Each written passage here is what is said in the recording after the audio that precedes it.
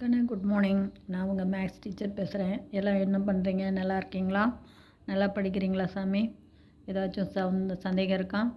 Wish you all the best. நல்ல காலேஜை பிடிச்சி நல்ல கட் ஆஃப் மார்க் வாங்கணும். நல்ல காலேஜை பிடிச்சி லைஃப்பில் நல்லா இருக்கணும். தங்கம் இதில் ஏதாச்சும் நான் போடுறதுல ஏதாவது சந்தேகம் டவுட்டாக இருந்தால் கமெண்ட் சொல்லுங்கள்.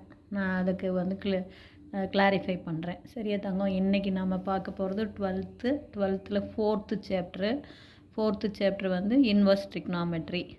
இன்வர்ஸ் ட்ரிக்னாமெட்ரி பாருங்கள். அதில் எக்ஸசைஸு 4.1 நல்லா கவனமாக பார்த்துங்க. ரொம்ப ரொம்ப ரொம்ப ஈஸியானது. நீ வேல்யூ உனக்கு கண்டுபிடிக்க தெரிஞ்சாவே போதும். sin 0 என்ன, sin 30, sin 60, sin 45, sin 90 இது தெரிஞ்சாவே இன்வர்ஸ் ட்ரிக்னாமெட்ரி ஈஸியாக போட்டுடலாம் தாங்க.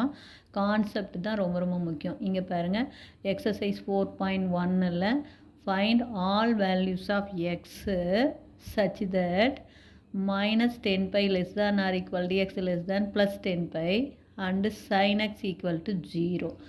எனக்கு இங்கே ஒரு நீ கமெண்ட் பண்ண, அதாவது நான் இப்போ எழுதி நடத்துறது உனக்கு புரியுதா அல்லது நடத்தவே எழுதுறது புரியுதா? உனக்கு எப்படி வந்து போட்டால் உனக்கு கிளாரிட்டி கிடைக்கும் அப்படிங்கிறது எனக்கு தயவு செஞ்சு கொஞ்சம் சொல்லுங்கள்.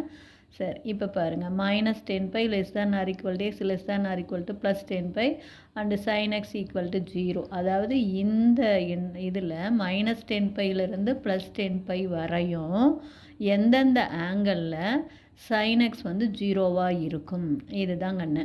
இப்போ பாருங்கள், sin x இந்த sin x 0வாக இருக்கணும்னா இந்த x வந்து என்னவாக இருக்கலாம்? 0வாக இருக்கலாம். sin 0 0 தாங்கண்ணே.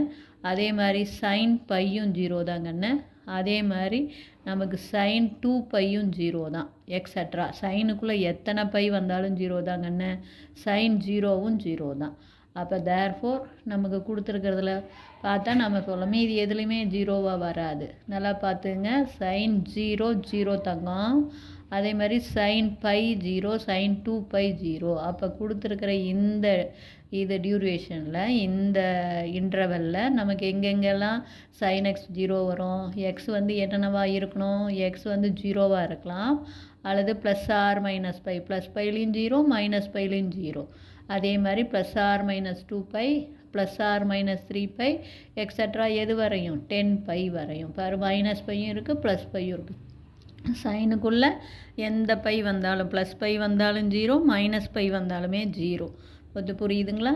அப்போ தேர்ஃபோர் டக்குன்னு நம்ம அப்படியே சொல்லிடலாம். இதிலிருந்து இது வரையும் என்னென்னா ++ 10 பை கொடுத்தாலும் 0, -10 பை கொடுத்தாலும் 0, 9 பை கொடுத்தாலும் 0, அந்த மாதிரி. அப்போ எக்ஸ் வந்து என்ன வரும்? 0 +r - pi, +r - 2 pi, +r - 3 pi, extra +r - 10 pi. இப்படி தான் தனித்தனியாக எழுதணும் ராஜா. இந்த மாதிரி போட்டுறக்கூடாது. இந்த மாதிரி போட்டால் இதுக்குள்ளேயும் வேல்யூ இருக்கும், புரியுதா? அதிலெல்லாம் 0 ஆகாது. குறிப்பிட்டது எந்தெந்த வேல்யூவில் 0 தான்.